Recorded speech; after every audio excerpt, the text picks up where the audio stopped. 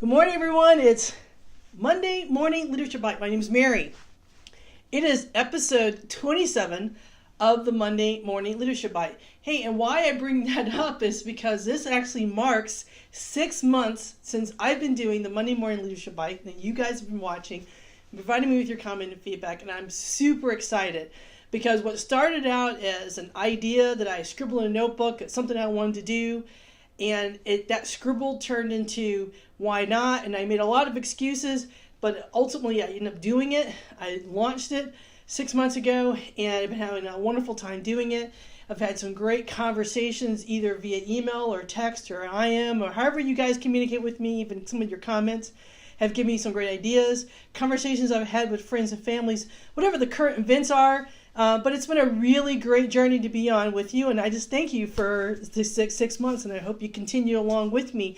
And that got me thinking about commitment and how important commitment is as a leader. So we think about commitment in terms of just showing up, and hey, at least I showed up. At least I gave it a try. At least I did this. And commitment's more than that. I mean, it really is more than just showing up and just being in the position of leadership every day. And while it's important that we hit that nail every single day, that is important. Sometimes just the consistency of doing something, but not necessarily the commitment behind it. The commitment is more important than just the consistency of doing it. And it can make a difference between your team following you and giving it its all versus they too also not feeling connected to whatever you're doing. Our thoughts and behaviors toward ideas and toward people are dependent upon our own personal commitment. But when we give commitment, it draws loyalty from the people around us. It draws our own loyalty toward the ideas. It's where we expend our energy and time. It provides a connection, whether it be politically, intellectually, spiritually, emotionally. Somehow we're connected to the thing or the people that we're committed to. Otherwise, we're not going to give our energy and time to it. As a matter of fact, when commitment drops in a team or our own personal commitment drops, we become cynical, we start nitpicking, we see the faults and flaws in things, and we don't place any energy behind it. We don't give it our time. It becomes something that we can push off our to-do list. I used to teach a class called Leadership 201 at Crossroads, my church. And we talked a lot about commitment. And a lot of times we're talking about commitment and getting our volunteers to commit to what we're trying to do. And it often meant getting them connected to the vision of knowing. And we would often quote a scripture, Matthew 5, chapter 5, verse 37. And where Matthew said, "For let your yes be yes and your no be no." I think as leaders, we have to make sure our yes is a yes. When you stepped up and said, "Yes, I am willing to be the leader," and even if you didn't know what you were in for, you have to do more than just show up. There are 5 levels of commitment that I usually see in people. Level 1 is, no, I'm not going to do it. I don't care about what you're doing. I don't care what your vision is. And I'm okay with that because at least their no is their no. It means they're not on the bus with you. So that's fine. That's not spending energy on them. Number 2 is I hope I could help you. I wish I could do more for you. And while that is, at least they're going to give you something, it's really wishy-washy, right? It's very soft. And we want more than the wish and a hope. We can't build a vision. We can't build on wishes and hopes. So it becomes more than just a dream at that point. Level 3 is I'll try. And I'll tries are very dangerous because we often will drive toward getting something done based on people saying, well, I'll try. I'll give it my best. And basically they're basically saying no, but they didn't have the heart to tell you no. Because, if you've got kids, and so I'll try, it really means they're not going to do anything at all. So it's very dangerous that I try, because I think a lot of times we will build on the I tries, and we're very disappointed when those things don't come across. Level 4, also pretty dangerous to build on, which is commitment until, or I'm committed unless. And that is, I hear you, I'm on board, but if there is a bigger, better vision, a bigger, better thing, something more important that comes up, I'm going to drop out. And even though I told you my yes was a yes, it wasn't a full yes. So I could drop out any moment, and I could have a legitimate reason. It could be the kids, it could be traffic, it could be a lot of different things that happen why I dropped out. But that's because I really wasn't giving you 100% yes. And then level 5, and I want all leaders who hear me be a level 5 leader, and that is whatever it takes, what do we need, short of it being sinful or illegal, whatever we need to do, let's make sure we do it. Let's get everyone, as a leader, we should be level 5 leaders, and we should be asking the folks on our teams to also be level 5 leaders. Because when we have that sense of leadership, that trust comes with it, we achieve our goals. If we don't have that commitment level and that energy and time placed on it, questions come up. People undermine you, they hold back.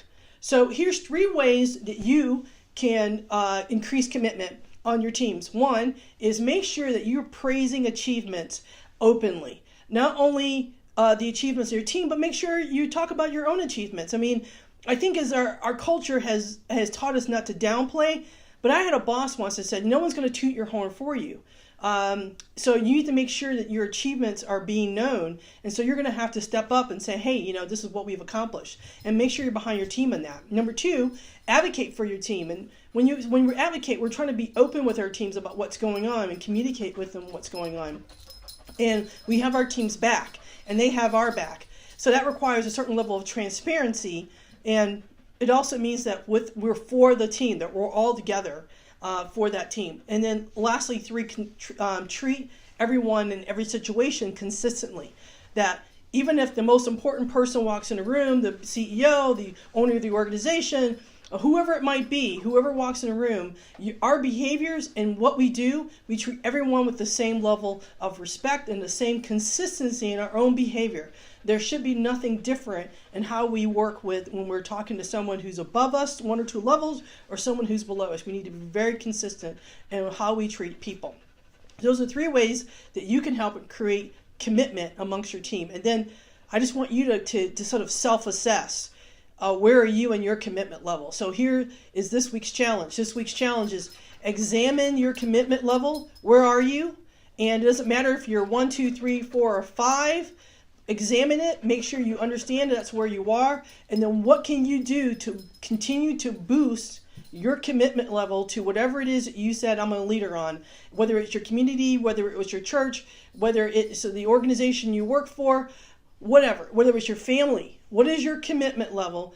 Find a way, boost at the commitment level, and then find a way to encourage your team to also increase their commitment level. Again, I thank you guys for the last 6 months. It has been a fantastic ride. One stat I will give you, I was just curious from the very first session in January till now, kind of how things go. I've been playing around a lot with where I post, when I post, how I post. And some of you guys have shared ideas with me, and some of you have shared this video, and I hope you'll share this one as well. But we started out with only about 300 or 400 people viewing the videos, which is about half of the people that I know personally on Facebook. And then I started going into YouTube, and I started actually even posting on LinkedIn.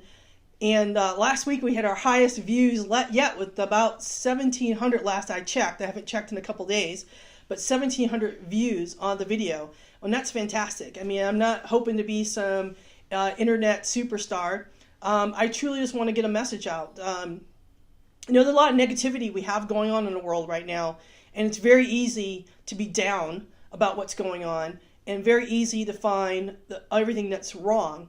And I just wanted to be a positive voice in what was going on, and instead of us figuring out what was wrong, and instead of us picking on the person who's across the aisle from us, instead of finding out all the things that someone's doing and being passively aggressive toward coworkers and neighbors. Instead, I hope that we all step up and we all become the leaders that I know we can be. And I hope that we, instead of us complaining about it, that we work together to fix it.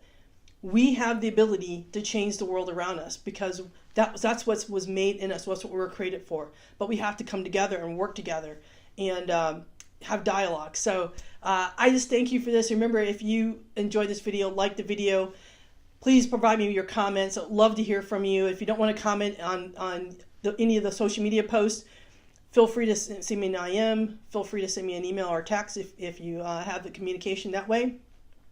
And also, do me a favor and share the video. It's important that we are dialoguing together and we're sharing positiveness into the world versus negativity. So, thank you for watching another episode of the Monday Morning Leadership Bites.